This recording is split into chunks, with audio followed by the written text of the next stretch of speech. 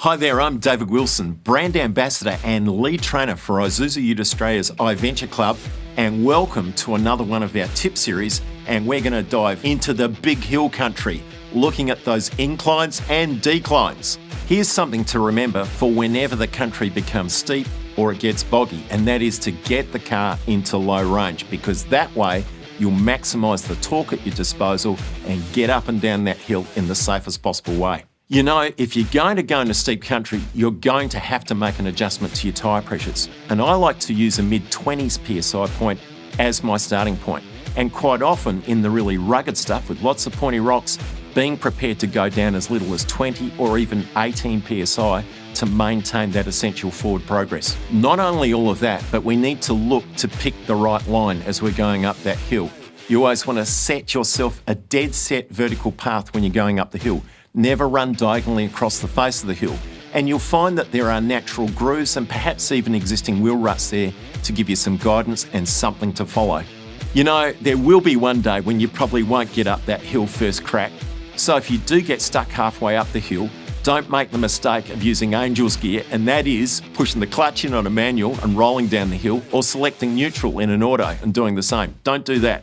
Put it in gear, get it in reverse gear and drive it down the hill, leveraging the motor's engine braking and using that torque to your advantage to get you safely back down the bottom.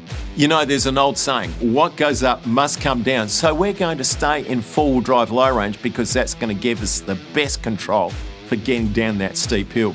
Going down a really steep hill requires you to go as slow as you can possibly go, and first gear is the go for that. So if you're in a manual, first gear, get off that clutch pedal. In the autos, select first gear, get off the brake pedal and head on down the hill.